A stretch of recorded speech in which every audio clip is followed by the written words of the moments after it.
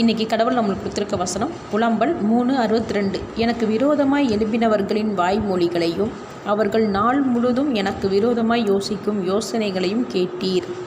இந்த வசனத்தை கொண்டு கடவுள் நம்மகிட்ட என்ன சொல்கிறத பார்ப்போம்.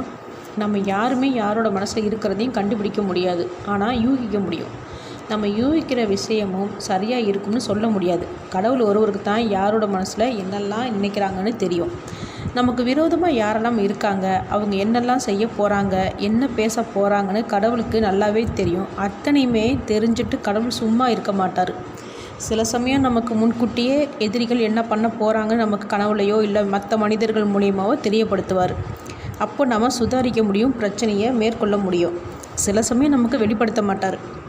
அப்போது எதிரிகள் நம்மளை மேற்கொள்ளும் போது, கஷ்டத்தை கொடுக்கும்போதும், நம்மளால் ஒன்றும் பண்ண முடியாத சூழ்நிலையில் இருக்கும்போது கடவுள் நமக்காக யுத்தம் பண்ணுவார். நாமளாக நம்மளோட எதிரிகள்கிட்ட சண்டை போடும்போது எதிரிகள் தோற்று போவாங்க, ஆனால் அழிய மாட்டாங்க. திரும்பி அவங்க எழும்பி வர்றதுக்கு வாய்ப்பு இருக்குது.